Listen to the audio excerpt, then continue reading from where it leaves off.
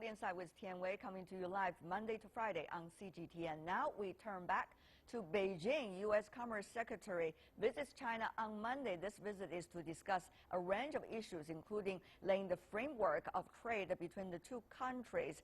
Also high on the agenda is planning for U.S. President Donald Trump's state visit to China in November, sometime in November. The talks on Sino-U.S. trade were usually at local levels before Alaska, for example, one of those states in the United States, and the largest by area, is well known for its abundant resources. This state has also long been reliant on China for trade in natural gas, oil, fish, and tourism. And you know what? We are now joined in our Beijing studio live by Mr. Bill Walker, who's the governor of Alaska. Governor Walker, welcome to our program. Well, thank you very much. It's great to be here.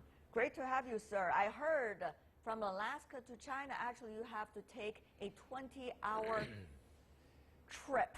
That's quite a long time. It can be. We would like very much to have direct flights, which would be about 7 hours, so we're working to make that a reality. Alaska, actually, according to some, could be a shortcut linking China and the United States. But the question is, how long is that likely to be realized? What does it take? We're not sure, but that's one of the things I'm looking at while I'm here on this trip, and it's a high priority for us. I discussed this when President Xi was Madam Peng. We were in Alaska in April, and the First Lady and I, First Lady of Alaska, Donna Walker, and I had a chance to discuss these issues personally with them. All right. I heard they were having a great time, meeting with President Trump in the morning and then heading to Alaska for the evening hours. Yes, we were thrilled to have them in Alaska. We had a good visit with them. It was a beautiful day, and we talked about a lot of opportunities between Alaska and China. One of the things, Governor Walker, is that in the unpredictable time, how will individual state like yours be able to function with its own plan and also be able to implement it? What would you say as the governor? Well, you know, we are a resource state. We are, in Asia is the market for our resources much more than the lower 48, as we call the continental United States. So really, if you look at Alaska on a globe, you'll see where our market is. Our market is Asia. So if we were an individual country, we have so many resources, we would be the 8th most resource-rich state country in the world. So we are very resource-rich. So it's a matter of getting those resources to the market, such as China. But as you may know, there's always a difference of attitude sometimes at state level, you know, between the states and local level, and also at federal level, at the national level. So as the governor, how are you going to function between these? Well, you know, I'm nonpartisan. I'm the only independent governor in of the 50 states, and so that gives me an opportunity to work with all administrations. I flew on Air Force One with President Obama. I've been to the White House a number of times with President Trump. So there's no party affiliation for me, so I don't have to be concerned with that. So I just make decisions about what's best for Alaska. And Alaska is very unique, not just its size. Of course, we're 1/5 the size of the entire United States, but it's our location. You know, by ship, we're 7 to 9 days away on bringing LNG, liquefied natural gas, to China. So we don't go through canals, we don't go through other countries. It's just very direct. So we have the advantage of location, and we really are much more in common with Asia necessarily in that regard. Many of our audience watching you right now might find it very different to your style with some of your predecessors. For example, Ms. Sarah Palin, who is quite a well-known, I guess, politician from Alaska. What do you make of your governance style?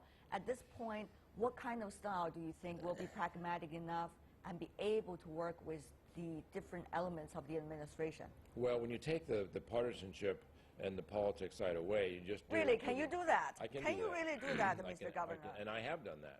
I absolutely have that. People look at our cabinet. Our cabinet is made up of all sorts of parties and this and that, but they're just a group of Alaskans, and so we don't worry about the, you know, how many, you know, what different party, that party. We don't care about that. So it's really an enjoyable way to transact government business without having to worry about the partisanship. But that probably also give you some challenges in putting your words to the table of those politicians right now sitting in the White House. Well, it can, but some recognize the benefits of being nonpartisan. They say, you know, actually, Governor, you have some advantages by being nonpartisan. So I tend to agree with him on that. So you know, there are a lot of competitions, even among the states in the United States, to have better links with China. Last year, we saw a whole delegation of state governors coming to China. This year, you also are coming with the state of Missouri, the governor there. So obviously friendship, but at the same time competition, trying to get the Chinese market and attention. Well, somewhat. I mean, we have the advantage that we are, our largest trade partner is China on seafood, and so we, because we have more coastline, more waters than the entire United States, really seafood is a major export of us. So China's been a long relationship with Alaska, and also on timber is certainly there.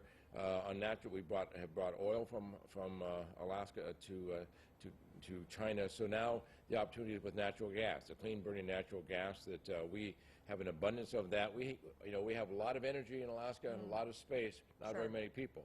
730,000 people in comparison to 1.4 billion people. So it's the larger population that we're looking for as far as the market, and so we've enjoyed this It process. is the largest population, but a lot of different kinds of countries and states want to have a piece of that when it comes to the market of that 1.4. They do. So even about the natural gas, certainly Alaska is a great source, but there are others from different parts of the world all want to have a piece of pie.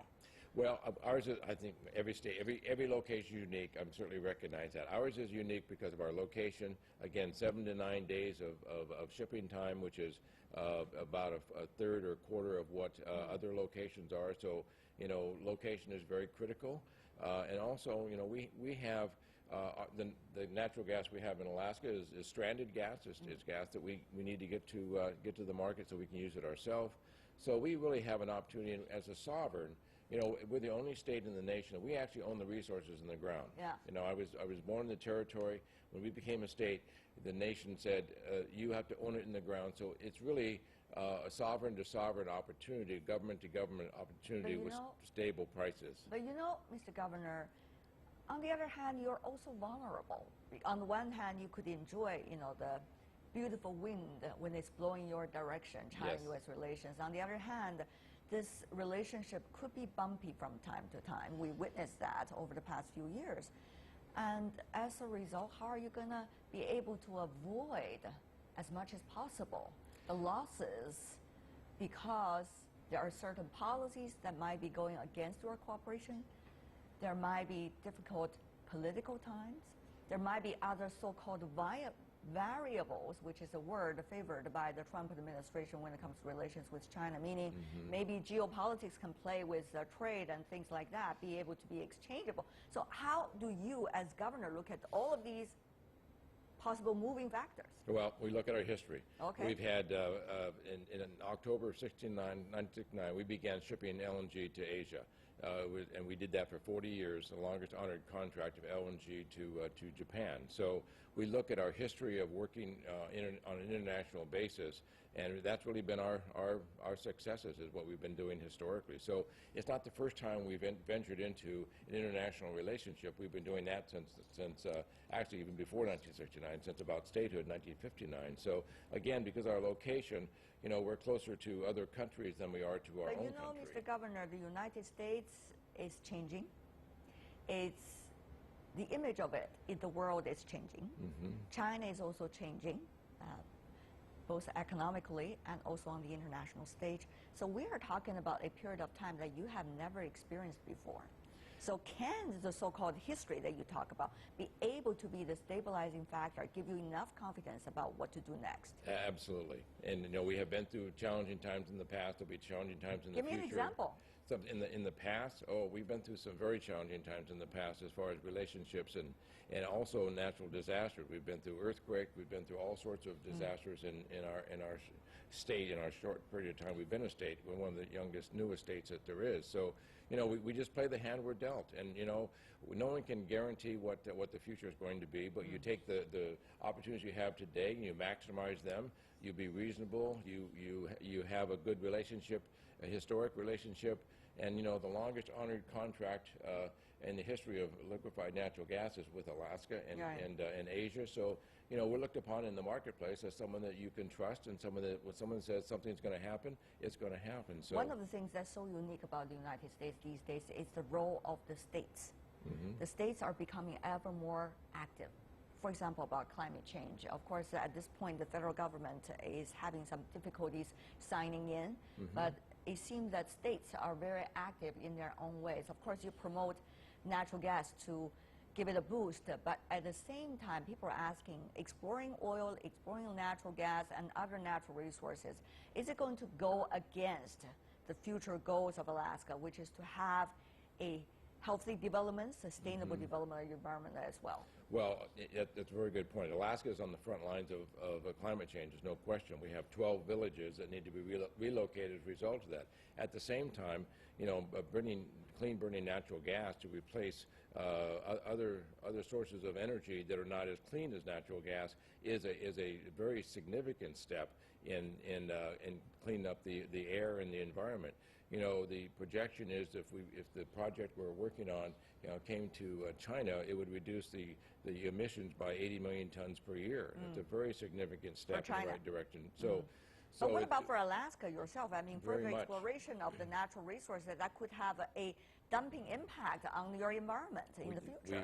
We burn with wood, we burn with diesel, and then we'd be able to burn with natural gas if we had that project. So we'd reduce our own emissions that way by going to the clean burning natural gas. We sort of refer to it as a blue sky opportunity because that's what you would see, and that's what President Xi saw when in Alaska was the beautiful blue skies of Alaska. So we want to bring that opportunity here to China as well. Certainly, many people here in China have watched those reports and saw those beautiful skies. Having said that, though, tourism is another thing that could have an impact on the natural environment. So you are so eager here to promote Chinese tourists going to Alaska, but you know they could come in such a big scale. So are tourists from other parts of the world. I know you're going to celebrate that, but on the other hand, what about the environment? Well, you know, we're prepared for that because we have the infrastructure already in place. And one of the biggest steps we've had in tourism, a big bump we've had since President Xi and Madam Peng were in Alaska, we've seen an uptick in tourism from China as a result of that. So we're very, very pleased with that. So, you know, Alaska is a location that it's wide open. You know, we get a lot of tourism in the winter. They want to come and see the northern lights, the beauty of the northern lights, and sort of the pristine area up there. So we welcome them all times of the year. Alaska, a place so far out there. And Mr. Governor, you are here to join us. Before we go, I do want to invite your views. As a governor of one of the biggest states in terms of area in the United States, how do you see what is going on in your country? Is it going to be further divided or eventually going to be rallied around one purpose? And what is that going to be? Well, you know, the states look at things a bit different. You're absolutely correct. Absolutely correct. We look at it a bit differently. And I'm a member of the National Governors Association. But when I go there, I'm the only nonpartisan. So, you know, I think the governors have an attitude of working together as much as possible. I've recently worked on some healthcare issues with other governors and trying to help sort out the challenges we have. So governors are used to sort of working a bit more collaboratively, I would say. So we're going to continue to do that. And pragmatic? Well, we have to be pragmatic, and so, you know, we all have to deal with our own individual situation. So the states will compete a bit, but we don't really have a next-door competitor. We have Canada, you know, in between, and we're closer to Russia than we are to the lower 48 of the United States. So we're just a little bit different in that regard. We have much more in common with Hawaii than we do necessarily with the lower 48. That's an interesting statement. Other than the temperatures. All right, there we go. Yes, it's two different directions, of course. Mr. Bill Walker, Governor of Alaska. What a pleasure to have you, sir. Very an honor to be here. Thank you so for much. Being with us. And that is all the time we have for today. If you'd like to see more, try to find us World Insight CGTN in your search engine, or check out our YouTube channel. You can also follow us on Twitter, Facebook, and Tian Wei both. From me, Tian Wei here, and everyone on the World Insight team, thanks for watching. Tune in again next time for insights across China and around the world. Have a great, shall I say, night. Thank you, sir. Thank you so much. I'm going to go and see the polar bears. Okay, good. You do.